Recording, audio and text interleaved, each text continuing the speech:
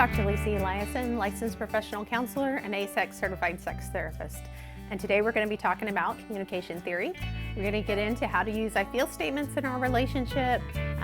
This is kind of part 2 of a segment. Last time we covered timeouts, and today we're going to cover I feel statements.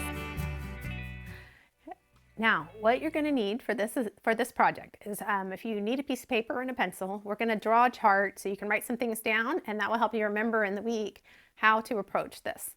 So if you need a moment, pause and go get a piece of paper. Come on back.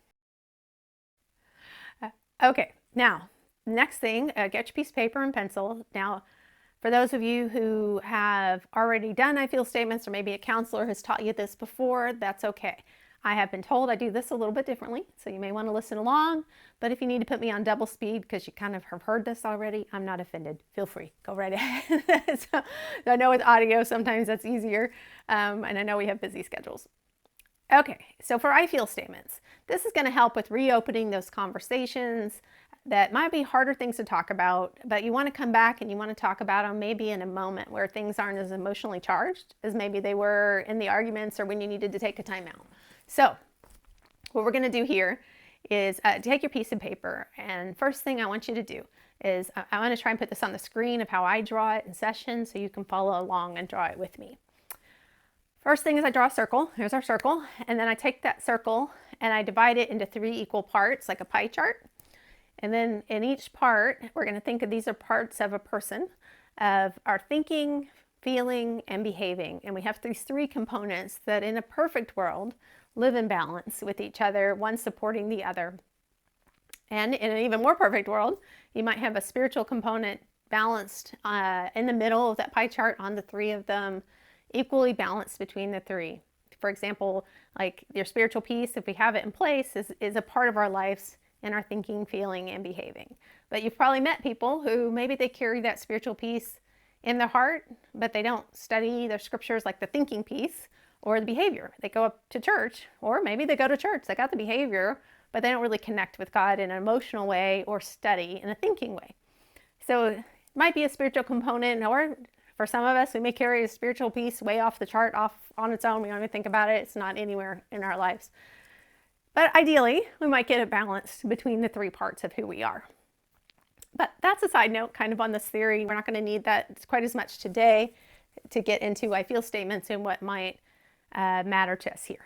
So next thing we want to do is I want to talk about, we have these 3 pieces, and ideally they're in balance. And of course, certainly one of the things Christ was very good at is keeping these in balance and knowing how to access each component when he needs to.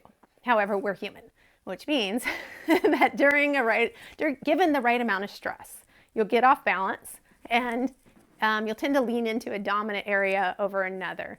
Like you may have a lean into that feeling component when you get stressed. Like let's put a person up here who has, their circle tends to have a big feeling component and a little bit of a behaving and a thinking. So this might be a person who gets flooded with emotion, overwhelmed, blood pressure gets high, maybe they're crying or yelling, and they throw something at the TV because they got a little behavior piece. So they're really just overwhelmed and have this depth of feeling. But let's say their partner tends to go to thinking when the stress gets high. So here's a person who's maybe explaining how much that TV costs and explaining how your behaviors are rational, and they're giving you very logical explanations, but they're not really connecting in that feeling realm. So these 2 people in a heated conversation, it's like they're speaking 2 different languages to one another. They're really not going to understand the other's perspective.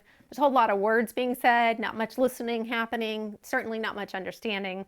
And what you see in these kind of conflicts is just like when you see people meet someone who speaks a foreign language and they keep trying to talk louder.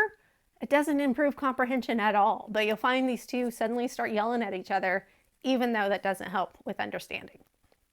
So that's kind of the basic theory of why I feel statements work. They can help diffuse some arguments without creating criticism and negativity in that interaction quite as much. So that helps get the message across clearly and help reduce the criticism so that the listener doesn't get defensive.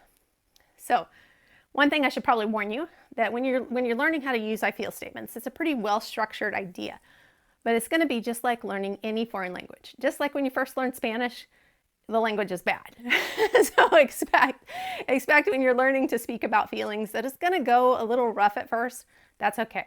The reason for that is just like when you're learning a language, you have to learn structure before you hear meaning. So let's say if I was doing Spanish, I would probably be saying phrases like, "This is a pen. My name is Lisa," and it would be very structured, and it would be painful. But once I get really fluent, then you're like, "It's a pen. I'm Lisa." You start to get more fluent with it, and the meaning starts to come through to the listener more than the structure. So the more you learn to speak about feelings, the easier that fluency is going to be coming to you. So let's get into I feel statements and what they are, and we'll talk a little bit about what makes them work. So you can imagine, here's our basic structure. So I feel a feeling, because or when, a thought, and I need a behavior. Okay, so we got all three pieces here, which means perhaps in a conflict or even in a calm moment, your listener will hear a piece of it, of what you're trying to say. But what I want to do now is go through each section and break them out for you. On each section, let's develop the idea of how to use each piece of this puzzle. Okay, now our first piece is that I feel component over there. You can probably see that, and hopefully it's on your screen okay. You might want to write that on your piece of paper if you're taking notes. And we have the feeling, and you can imagine there are thousands of words to describe feelings. But if you're like me, you're not going to be able to access thousands of words on a sheet of paper to pinpoint the right one in the middle of a frustrating conversation. So finding those words that really share with my partner or my listener what it is I'm feeling can be a challenge. So what I like to do is I keep what I call the primary colors of feelings. It's 4 basic feelings that I can access at a moment's notice to help me pinpoint what my experience is. Now, I want you to think of these 4 as like primary colors, right? That most other feelings are a combination, degree, or derivative of these feelings. So 4 basic feelings, I'm going to write them over here in the blank spot, are happy, sad, angry, and scared. And so you can kind of think about in a conversation when you're like, I got to get my feeling across. Well, let me zip through these 4 real quick. Am I happy? No. Scared? Maybe. And kind of help get you to the ballpark. I mean, it's kind of like me saying the shirt is blue. Well, it's navy, but blue is a primary color that got me close. So maybe I could flesh out a little bit more what it is that I'm actually looking for. So happy, sad, angry, scared can get you close to what's going on so you can better communicate to the listener what's happening inside you.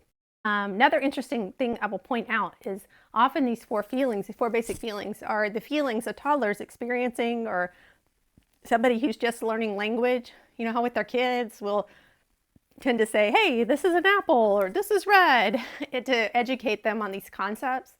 Well, keep in mind that they're having the same 4 basic feelings that we have.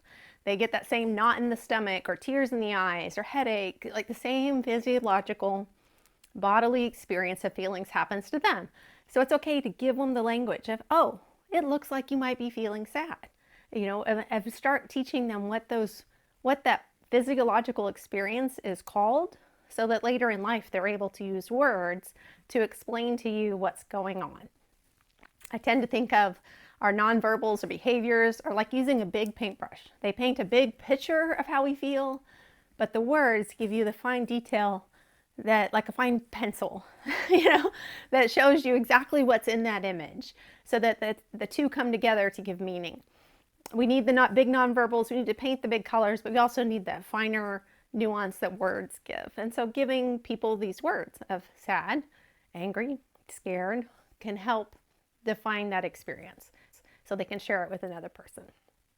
If you think about it, words are a complicated construct, because actually what you're doing when you use words to share an idea with somebody, you're really taking an abstract idea from your head, labeling it with the shortcomings of your language, English here for this example, where we only have 1 word for snow, not 50, and you're labeling it, and then with your understanding of the language, floating it through the air to their ears, where they're translating it through their understanding of language and their understanding of English into an abstract idea. And even subtleties of communication, such as gender roles or cultural experiences, or even your family that you came from, can alter those meanings subtly. Like one of my examples I use with my clients, like couples often, is if you notice, if I look at the female person in my office and I say, "Hey, would you like to go to the bathroom with me?" that often can imply something different than if I look at the male person in my office and I say with the same tone, same words, hey, would you like to go to the bathroom with me? Just because culturally we have different meanings around these things, and that's why getting our communication clear can be really important. Labeling our feeling experience so that that listener can hear exactly what you're trying to say and not just be interpreting it. So let's go back. Sorry, side note, 4 basic feelings. So one thing you may notice, I'm going to put a little star beside the word angry. Go ahead and draw a star on your piece of paper. And here's why.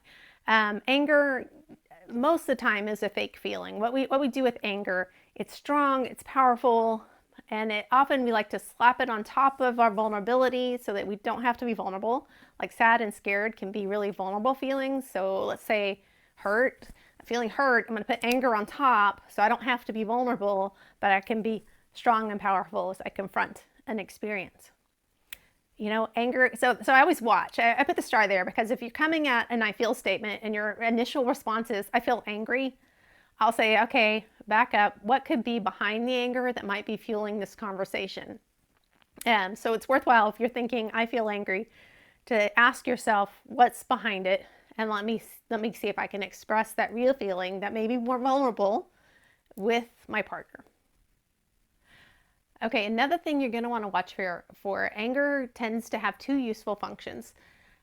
First of all, anger is a great warning system to let you know that something's happening in your emotional experience that could be harming or hurtful to you.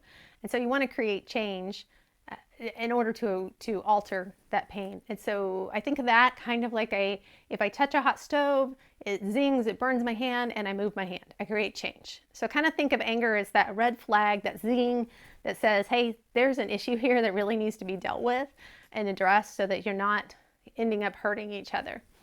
Another thing that anger does well is anger's a distance creator. It is great at pushing people away. So often people, when a conversation goes to anger, somebody might end up storming off or, moving out, or even worse, getting a divorce. Like anger tends to push people away from us. So I often warn people that the problem with anger is if we are a person who maybe was raised to learn that all feelings were expressed through anger, that they weren't taught how to express sad or scared, and so maybe they were taught anger is acceptable and anger is used to push people away, or reaching for sexuality is acceptable to pull people close, and so they got these 2 expressions or modes. Well, the problem with that, if anger is your only tool in your toolbox, is what do they say, that saying, if I have a hammer, I think everything's a nail. Well, if anger is my only tool, I start to try to solve all problems with that anger. And since anger is a distance creator, it's not going to do so well for problems like feeling lonely. If I'm not happy or I feel alone and I come at that with anger, I'm going to actually push people away, and then I'm just going to get more lonely. To solve lonely, we got to learn some other strategies. Like, how do I share my experience with somebody or make room for them to share theirs so that we're connecting and there's room for 2 people in that relationship. So you got to kind of be careful with anger. I warn people that if you are thinking, I feel angry, stop, ask yourself, what could be behind the anger? What could be fueling it? Is it fear? Is it sadness? Other thing to be cautious about with anger is if a conversation goes to anger like in 40 seconds, it's going to still be in anger 45 minutes later, unless you take that time out and kind of reboot the system of start that conversation from a different point. Other problem with anger is typically when you give anger, you get anger back. So example I think about is if my husband comes home from work late and I'm like, where the heck have you been? And I come at him with that anger, he's typically going to come right back at me with, well, I've been working my butt off to keep a roof over our head. So he's typically going to give me anger when I give anger. So and you see how we're now pushing each other away. I often think of that as that we're almost you letting anger create the very problem we were trying to avoid. We want to keep our marriage, not sabotage it. So tread carefully with anger. It can be a challenging tool. Again, it's a good tool when you want to push someone away. Not so good when you're trying to bring people close. Okay, other thing we have to watch for. The English language has this interesting thing it does where we try to sub out the word feel and the word think interchangeably. So you'll hear things in English where people will say, I feel like it's going to rain today. Now, you may notice there, it's going to rain today is a thought, not a feeling. And so maybe my listener will come back and go, no, Lisa, not going to rain today. I checked the weather. It's all good. You'll be fine. And then I'm ticked. You denied what I felt. I told you how I felt and you didn't even respect it. Well, no, I didn't. What I did was I tell you what I thought. I just used I feel like or I feel that to skip over the feeling, the vulnerable part, and go straight for the thought. So to be careful that it's okay to use the I feel like, but recognize very often you miss the feeling.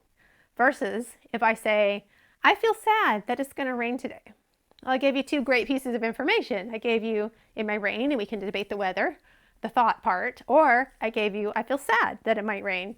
And now you can get curious. You get sad when it rains. I'm kind of happy it rains. My garden needs it, or whatever your experience and emotions associated with that thought may be different than my emotions associated with that thought. And that gives us a place we can really share our feeling experience. People are going to have all of these feelings. I tell my clients that there's what shortest verse in the New Testament is Jesus wept. And if he wept, it was probably good enough for him. It's going to be good enough for me. That our partners are going to have moments of sad. We're going to have moments of sad. And we're going to have to figure out how do we cope with that and share our journey or experience with each other.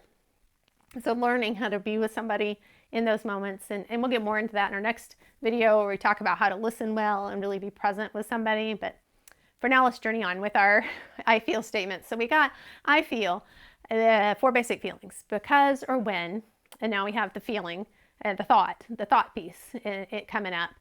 Here's the challenge I often run into with the thought component. Especially our people who tend to lean deep into that thinking piece, they will start wanting to stack deep there is what I call it. They'll want to put a whole bunch of things there. I think of that like the fire hose effect, that there's so much coming at you, you can't get a drink.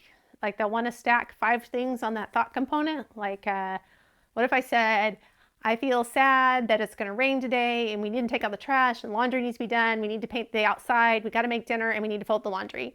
Well, okay, there was a lot there. And what happens is the listener only processes the last one or two pieces of that. So what they heard was we need to do laundry. They start folding the laundry. And I may be ticked then because I completely told them to take out the trash and they never did it. Okay, well, they didn't process take out the trash because they processed the last one or two things I said. And so that's where it is that the communication broke down and we missed an important piece of that exchange of abstract ideas that we do called communication. So what you want to do is keep that little segment, that thinking piece, to less than 3 statements in that component. Matter of fact, I would tend to advise keep it to 1 or 2, but definitely no more than 3. So I'm going to put a less than 3 sign right there to remind us let's not stack deep there. And I like if I turn it sideways, it looks like a heart. And that just reminds me, less than 3 is more loving. Let's keep that small, especially important in parenting. But often when we stack too deep on information or we say too much, the listener stops processing what it is that we had to say. And you may find if you notice the child just shutting down when you're talking to them, a lot of times that's the reason why we're putting too much in one piece. Okay, now here's the other place I often see challenges is people will get all the way through this I feel statement. I feel sad because it might rain today. And they put the period there instead of a big old comma. So we're going to put a big old comma in that segment right there because we got more coming up. Now, here's the problem. When people put the period there, like imagine for a moment, I say to you, hey, I feel sad because it's going to rain today. And you run off and you get me an umbrella and a raincoat and you're like, Lisa, I got your raincoat. No need to be sad. I have solved the problem for you. You'll be fine. Now I am so ticked at you. That was completely dismissive of my experience. It just really minimized what I was trying to say. And you're like, what? I was trying to help you with your problem. You don't understand. Well, here's the problem.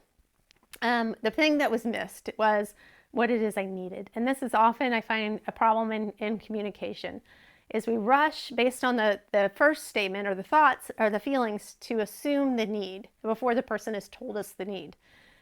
This is typically culturally very frustrating when people have needs And it is assumed, I think of that for our minority culture groups where they term what I think of as the great white hope rushing in to solve our problems, even though they don't understand our problems. It's offensive to people often.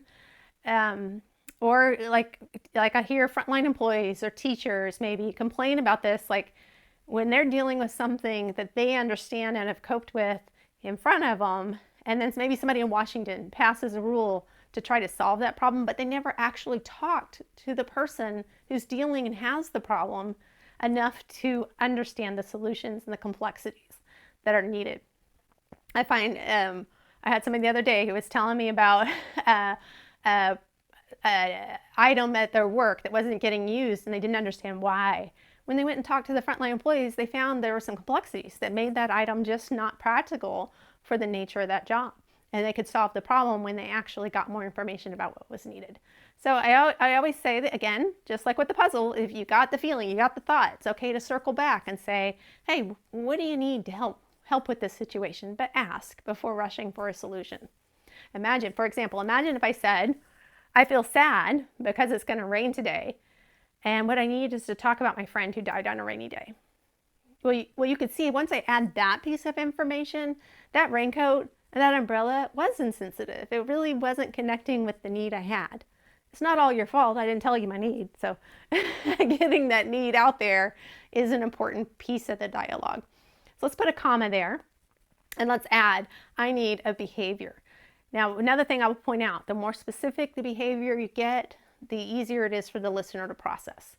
So, for example, if my partner says to me, hey, Lisa, I need you to stop being a jerk. Well, that's pretty big. Versus they say, Lisa, I need you to take out the trash.